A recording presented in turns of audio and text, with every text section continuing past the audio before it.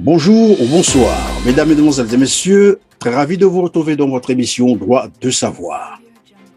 Très attaché à son pays, combatif pour la restauration de la démocratie au Congo-Brazzaville, Sidonie Salabandi est cette dame, certains s'en souviendront bien sûr, qui avait osé présenter sa candidature au poste de Premier ministre lors de la conférence nationale souveraine dans les années 90 face aux vieux routiers de la politique congolaise, notamment Pascal Lissouba, Bernard Kolela, André Milongo, une élection qui fut remportée par André Milongo. Quelques années plus tard, Sidonie Salabandi sera contrainte à l'exil sous le régime totalitaire de Denis Sassou Nguesso, comme bien d'autres Congolais d'ailleurs qui ont refusé de faire allégeance à ce système totalitaire. Femme politique, Sidonie Salabandi est notre invitée aujourd'hui. C'est avec elle que nous allons aborder les questions liées à l'actualité politique du Congo-Brazzaville, un pays qu'elle rêve et qu'elle ne cesse de rêver être libre un jour. Bonjour, Madame Salabandi. Bonjour, Monsieur Christian Perrin. Comment allez-vous aujourd'hui? Je vais bien et je l'espère bien pour vous aussi. Merci, je vais très bien. Madame Salabandi, je vais aller droit au but. Est-ce que vous pouvez, dans un premier temps, nous décrire les circonstances dans lesquelles vous avez été contrainte de quitter le Congo-Brazzaville pour le Canada, là où vous résidez maintenant? Vous savez, le Congo traverse des moments très difficiles depuis que M. Sassou Nguesso a fait son coup d'État sanglant. Il est impensable que nous puissions vivre dans des conditions de violence, les massacres. Je craignais pour ma vie et il était vraiment très important que je parte. La main noire était derrière moi. J'ai été bombardée plusieurs fois aussi. Mais quelqu'un était venu me demander pardon en disant « Petite sœur, c'est toi que nous étions en train de bombarder, mais nous, on te bombardait parce qu'on voyait des voitures entrer, partir. Les voitures, c'est des gens, parce que je suis vers Vouila, et donc beaucoup de voitures passent pour aller chez les prêtres. Et aussi, Monseigneur Nkombo passait souvent, de temps en temps, on discutait, les religieuses, les gens qui partaient se cacher. Les gens cherchaient où passer la nuit avant de continuer leur route. Et donc, j'étais vraiment visée. Non seulement j'étais visée, mais encore, j'ai passé une entrevue avec Mbongolo, la rumeur qu'on cherchait à me faire disparaître. Des gens, des frères de bonne foi, m'ont contacté en disant « Faites attention, la main noire est derrière vous.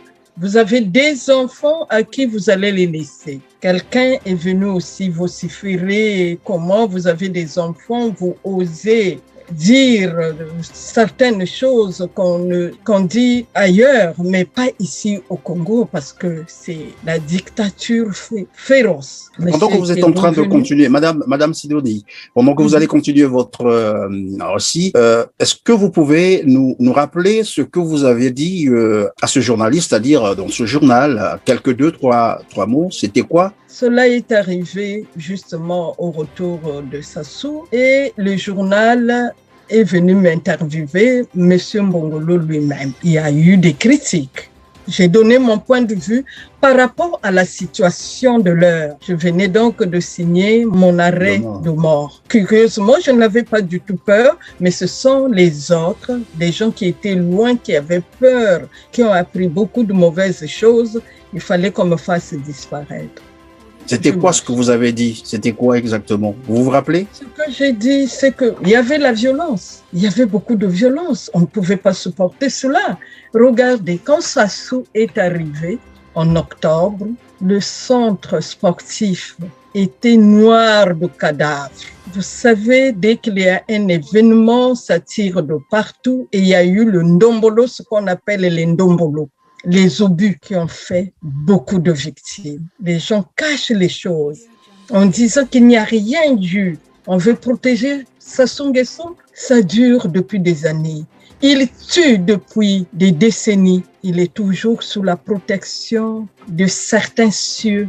Alors, il faut que ça cesse. Les massacres, non. Les massacres insupportables des innocents. Nous sommes en quelle année comme ça, Madame Sidonie? Nous sommes en 1998. Je suis restée jusqu'en 1999. Nous sommes partis dans les villages, nous avons dormi dans la rue. Ça nous a pris des mois. L'exode triste. Les gens ne parlaient presque plus. On ne savait pas où on allait, avec des enfants, avec des vieillards qui mouraient. Une fois, par exemple, une maman était en train de soutenir sa fille. L'hélicoptère les a bombardés. Une autre fois, un papa est allé chercher de quoi manger pour ses enfants. Devant sa famille, un obus est tombé sur lui. Un hélicoptère qui volait à basse altitude. C'est effrayant ce que nous avons vécu. Nous avons enjambé les cadavres. On craignait pour notre vie. Il y a des gens, quand l'enfant tombait, étaient obligés de continuer de se sauver. Cela est arrivé, mais c'est difficile à raconter. Quand je commence à écrire, j'ai toujours les larmes aux yeux. Je dis, mais il faut bien que j'écrive quelque chose. Mais c'est cruel ce qui se passe au Congo. Jusqu'à présent, les massacres continuent. Vous vous rappelez qu'il y a eu beaucoup de bombardements dans la région du Pôle. Le Pôle continue à souffrir, mais il y a aussi quelques numéros qui soutiennent celui-là qui nous massacre notre bourreau pour des raisons d'estomac. Je ne sais pour quelles raisons d'autres, pour leur poche, etc. Il y a toujours des traîtres partout. Et les traîtres, nous en avons. Et c'est fort dommage qu'on ne regarde que soi-même au lieu de regarder ce peuple. Mais Madame Dieudonné, ce que je ne comprends pas, c'est qu'en 1998, Denis Sassou Nguesso vient de faire un coup d'État sanglant, comme vous l'avez rappelé d'ailleurs.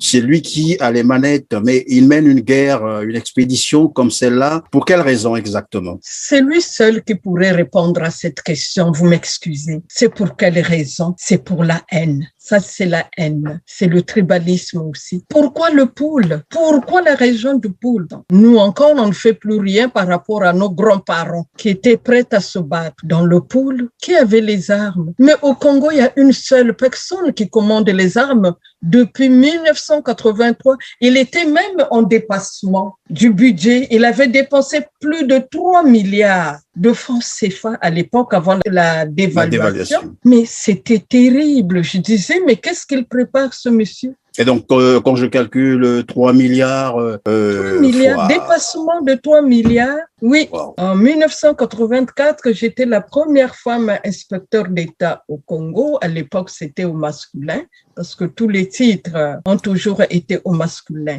Alors, j'ai demandé à celui qui était chef d'état-major la raison pour laquelle le budget était en dépassement de 3 milliards, le budget militaire. Le monsieur s'était fâché, que j'étais civile, de quoi je me mêlais. Mais oui, mais parce que dans mes prérogatives d'inspecteur d'État, j'avais le droit de lui poser des questions. Il y a et vous étiez donc, monsieur Sassou se préparait. Évidemment, Madame Salabandi, vous étiez en train donc de nous expliquer comment vous êtes finalement partie du Congo vers le Canada, et donc on peut continuer.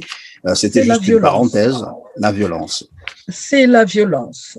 Oui, j'étais menacée. Beaucoup de gens étaient menacés, il n'y a pas que moi. Ouais. Et puis les balles perdues ne choisissent pas.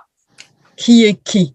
Il sait faire taire ceux qui parlent, comme aujourd'hui. Pourquoi M. Mboukadia ne serait-il pas au Congo-Brazzaville? Il a essayé d'y aller, mais il s'est retrouvé en prison où il a passé 575 jours, torturé comme un voleur, tabassé comme un voleur. On lui avait même arraché les injections à la clinique Guenay, dont je garde un très mauvais souvenir parce que nous, c'est TV5 qui montrait les images de ce grand leader charismatique. Vous avez été contraint d'aller en exil, comme d'ailleurs beaucoup d'autres Congolais qui n'ont pas accepté faire allégeance à ce système totalitaire. Alors, revenons donc sur vos ambitions politiques, notamment sur votre candidature à l'élection du Premier ministre à la conférence nationale. Vous savez bien qu'il y avait des personnalités que je venais d'ailleurs de citer, Pascal Lissouba, Bernard Kolela, André Milongo, des gens qui avaient mais vraiment des grosses pointures, et vous avez quand même osé poser votre candidature. Est-ce qu'on peut savoir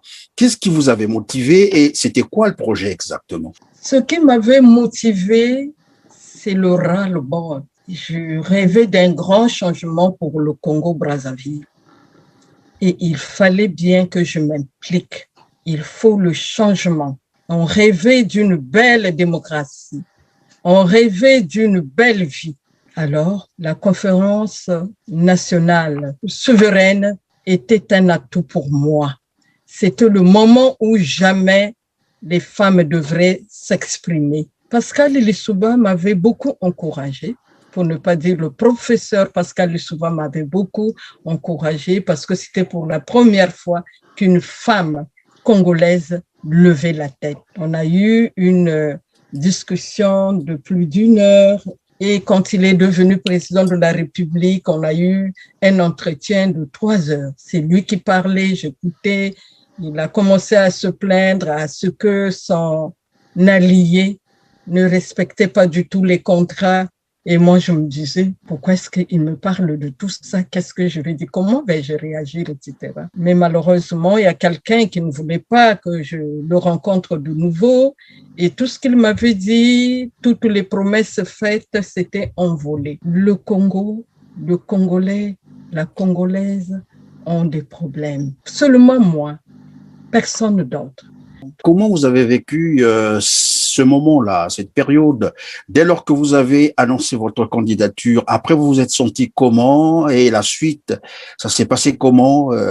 Malgré tant d'intimidation, c'était un moment qu'il ne fallait pas manquer. Il fallait rentrer dans l'histoire parce que les femmes étaient absentes là où on prend les grandes décisions au niveau politique, économique, social, sur tous les plans. Pourquoi la femme devait-elle être marginalisée? Vous avez dit intimidation. Beaucoup d'intimidation, oui. Des gens qui me demandaient de retirer ma candidature. J'ai dit non. Mes parents payent les impôts. Moi-même, je paye les impôts. Je ne dois à personne. J'ai décidé d'y aller pour faire passer mon message. C'était le tremplin. Et donc, je ne pouvais pas reculer. C'est ça. Mais il y a eu des gens aussi qui m'ont soutenu, qui étaient heureux, qui m'encourageaient, comme Aloïse Moudileno Massengo, paix à son âme, comme le grand frère, le professeur, docteur Ekondi Akala. Il a été très aimable. Ils ont cherché, oui, justement, à m'intimider. Après, comme je ne m'étais pas laissé faire, il s'est montré très, très agréable. J'en garde de très bons souvenirs.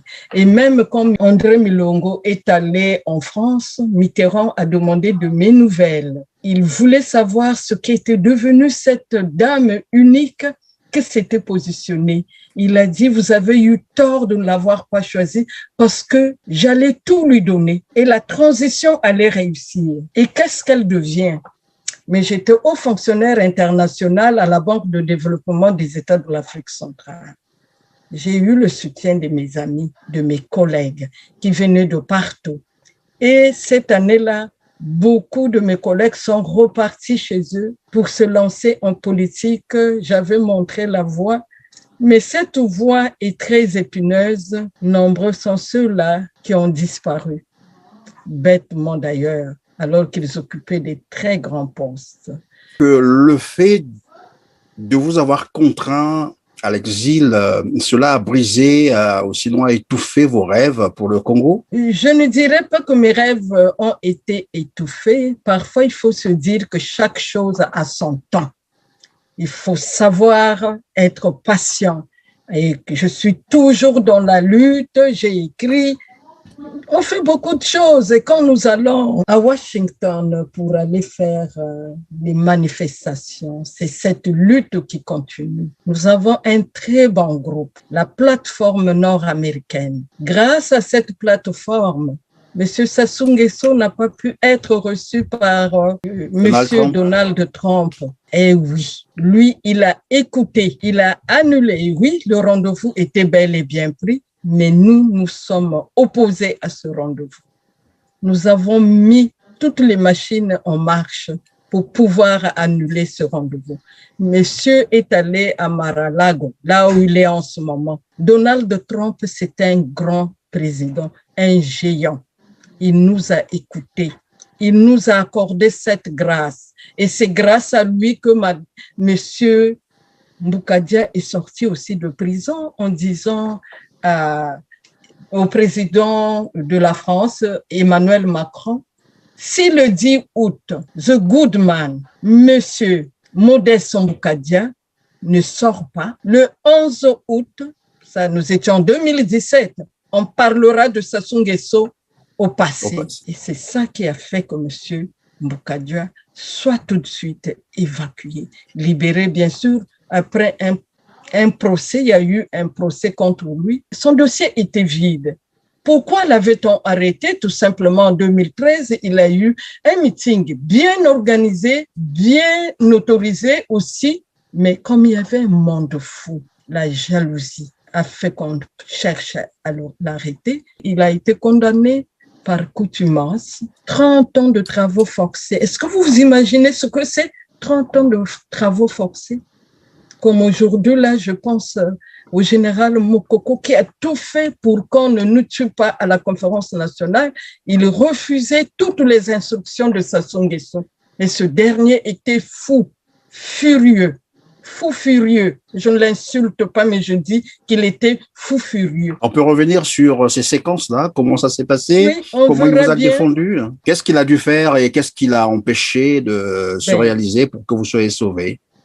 Je parle bien du général. Le général s'est montré très généreux pendant la conférence nationale souveraine. Il a veillé sur nous. Il n'a pas écouté ce que dictait son maître, bien sûr. Le maître ne dictait pas de bonnes choses. Et surtout, le 10 juin, le jour de la fermeture de la conférence nationale, il a donné un message. Il y avait des militaires partout. Si je suis hué, vous les massacrez tous. Personne ne l'avait hué. Nous rêvons d'une grande démocratie. Et donc, nous étions aussi très généreux parce que toutefois qu'on a voulu lui demander de quitter le pouvoir, on disait, ça deviendra un coup d'État, etc. Non, il faut y aller tout doucement. C'est pour cela qu'on a laissé conduire la transition en tant que président de la République. Revenons sur la manière dont vous vous organisez dans votre lutte maintenant que vous êtes à l'extérieur, hors du Congo. Comment ça se passe dans vos manifestations, les rencontres avec le FMI, parce que nous aurons appris aussi que vous avez mené des actions à ce niveau-là. Quelle que soit la température, quand on prend une décision, mon équipe, la plateforme nord-américaine s'engageait à faire ce qu'il fallait. C'est tout le monde qui souffre. Il n'y a pas que le poule, mais tout le monde souffre. Mais dans le poule, il y a eu beaucoup de massacres. Nous sommes allés rappeler cela à Madame Christine Lagarde, que nous avons invitée à nous rencontrer. Elle était très triste de nous voir crier là. Beaucoup de gens de la Banque mondiale et les passagers, et ceux du Fonds monétaire international sortaient pour nous regarder. On avait un cercueil de la couleur du Congo-Brazzaville et moi, je demandais à Madame Christine Lagarde de descendre, de venir discuter avec nous. Finalement, elle a accepté de nous rencontrer, mais elle avait demandé à une équipe de pouvoir discuter avec nous. Les discussions se passaient très bien. Comme il faut payer le billet pour aller à Washington et puis mon travail, j'ai demandé aux autres de continuer l'affaire, mais malheureusement, il y a quelqu'un qui est à Paris qui n'avait jamais été dans nos manifestations, qui a écrit dans 2 lettres du continent, si j'ai bonne mémoire, qu'il était Monsieur Fonds monétaire international. C'était écœurant parce que nous, on y va quand il fait excessivement froid. Qu'il neige, qu'il vente, on est là. Et la bonne décision de Madame Christine Lagarde était de nous permettre de rencontrer ces équipes afin de discuter. Oui, nous avons été écoutés, mais Monsieur Dominique Strauss-Kahn a joué un grand rôle pour sauver son ami. Déjà, parler du conseiller de Sassou Nguesso, parce qu'à un moment donné, il était c'est lui qui a joué pour avoir ce que j'appelle, moi, le pipi de chat. C'est aberrant d'apprendre qu'au Congo-Brazzaville, les gens s'étaient mis à danser, même les militaires, pour si peu. c'est du pipi de chat. Et qu'est-ce qu'on a fait avec? Et M. Clément Mwamba, qu'est-ce qu'il a fait de ces 48 mesures? Quel est le résultat de ces 48 mesures? Il faut que ça change. Je continue ma lutte parce que il faut que ça change. Il faut que le peuple congolais soit respecté. La vie est sacrée. La vie humaine est sacrée. On ne peut pas être tué comme des mouches. On ne peut pas être bombardé comme si nous étions dans un pays étranger. Mais le Congo ne s'est pas battu contre un autre État. Il faut poser certaines questions à M. Sassou. N'attendons pas qu'il ne soit plus là parce que eux, ils ont tout déformé. Lui, M. Sassou se passe pour la victime alors que c'est lui le vrai bourreau. Que font les mercenaires au Congo-Brazzaville? Avons-nous besoin de mercenaires dans l'armée? Pourquoi tant d'armes? Il est la seule personne qui achète des armes depuis 1983, à ma connaissance. Marien Ngouabi n'avait pas autant d'armes. Massamba Deba n'avait pas autant d'armes. Fulbert Youlou aimait tellement son peuple qu'il ne pouvait pas avoir des armes. Il n'y avait pas de violence. Avec les milices de Sassou Nguesso, mais c'est pas cadeau, hein? Pour 25 francs, on vous tue. Là, devant le palais des congrès, des gens ont perdu leur vie parce qu'ils n'ont pas donné les mabonza, même 25 francs CFA. C'est triste de la façon dont nous sommes massacrés. Aujourd'hui, je le comprends, puisqu'on nous prend pour des cabris. Si on insulte les évêques comme étant des cabris, et donc les Congolais qu'on n'aime pas sont tous des cabris parce qu'ils ont toujours le couteau à la gorge. Et ça, c'est insultant. Et ça, je demande pardon aux évêques au nom de Thierry Mongala, qui n'a répété que ce que son maître lui a recommandé de dire. Pardonnez-le, c'est un enfant, car il ne sait pas ce qu'il fait. Il ne sait pas ce qu'il dit. Je demande pardon en tant que mère. C'est un enfant. Je demande pardon à tout le monde. Il y a eu des réactions et d'autres encore ont insulté les évêques. Mais eux, ils vivent tous les jours avec nous. Nous nous confions aux prêtres. Ils savent ce qui se passe. Pendant ce temps, le président de la République est vautré dans ses salons climatisés. Est-ce que n'importe qui peut s'approcher de lui? Regardez 2 heures ou 3 heures ou 5 heures avant sa sortie, les routes sont barrées. Est-ce qu'il est conscient du mal qu'il fait aux Congolais? Il y a un chauffeur de taxi qui nous a dit un jour, mais si vous ne faites pas attention, vous vous engagez sur cette voie, on vous fait disparaître. On vous arrache la voiture, on vous fait disparaître, on vous fait voyager. Faire voyager veut dire tuer. Ils n'ont que ça à faire. Mais quel président, quelle présidence, quelle gouvernance de violence. Mais Madame Solavandi, oui, monsieur. Il y a un adage qui dit les mêmes causes produisent les mêmes effets. Et nous savons qu'au Congo-Brazzaville, généralement, lorsque nous arrivons aux élections présidentielles, sinon juste après, il y a toujours évidemment ces violences que vous êtes en train de dénoncer. Or là, nous allons encore une fois de plus à une élection majeure, une élection présidentielle qui aura lieu, donc en 2 phases d'ailleurs, le 17 et puis le 21 mars prochain. Quelle analyse faites-vous de l'organisation de cette élection présidentielle qui pointe déjà à l'horizon? Monsieur Sassou Nguesso demeure le même. À l'orée de chaque élection, il y a toujours des concertations ici et là. On n'a jamais suivi les résultats de toutes ces concertations. La plus ridicule, c'est celle de Madingu, concertation entre amis. Et quel est le résultat? Pensez-vous qu'il y a eu des bons résultats? Et qu'est-ce qu'il a fait du conseil du dialogue, ce monsieur pleurnichait? Parce qu'on lui avait arraché le biberon dans la bouche. Et ça n'a rien donné, et c'est ça, c'est l'intimidation. Madame Solavandi, on va donc avancer parce qu'évidemment, nous gérons un peu le temps. Alors, que pensez-vous donc des opposants qui, eux, ont une partie de l'opposition, bien sûr, eux ont dit, nous, on va aux élections parce que c'est cela aussi la démocratie, ils sont libres de s'exprimer, mais en plus, ils vont aux élections et au cas de tricherie, ils pourront revendiquer leur victoire que de rester ou boycotter, voilà. Ils ont pensé plutôt se présenter. Oui. Il y a Parfait Kolela, il y a Monsieur Onyangue, il y a, vous avez cité tout à l'heure la Mathias Nzon et bien d'autres. Je prends l'exemple d'Albert Onyangue qui fut garde de corps de M. Sassou Nguesso.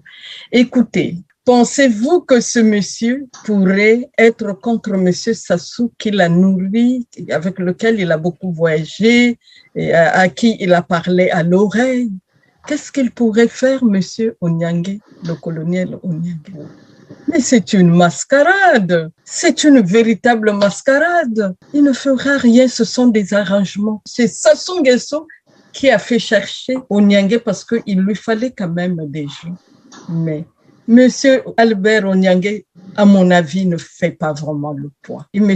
Onyangue, se souvient-il du coup qu'il a fait à ses fidèles? Il est soi-disant pasteur. Les fidèles ont donné 150 000 francs chacun pour avoir un visa afin d'aller à l'étranger. C'était un voyage organisé. Monsieur n'a jamais remis les visas. Monsieur n'a jamais remis les 150 000 francs CFA. Ses fidèles vont s'en souvenir. Et qu'est-ce que nous attendrons de lui? Qu'est-ce qu'il pourrait changer?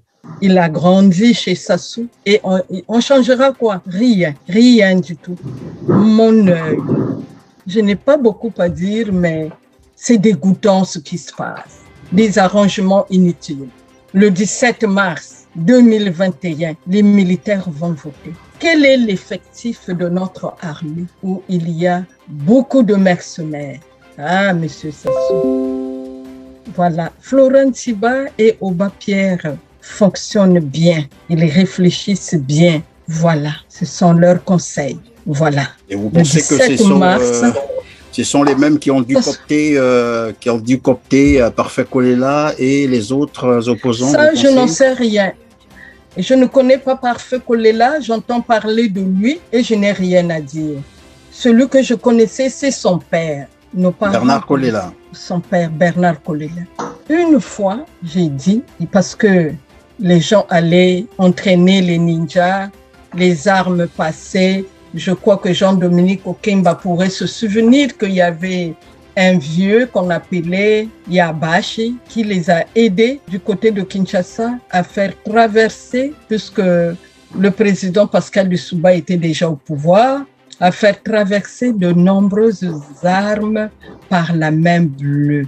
On a entraîné ceux qu'on appelle les ninjas. On les a entraînés. Quel était le but? Vous savez, nous sommes un même peuple. Notre père s'appelle le Congo et notre père s'appelle Tandala Mfwa. Brazzaville est venu bien après parce que il fallait honorer le colon. C'est le seul pays au monde qui honore le colon, le colonisateur. Voilà.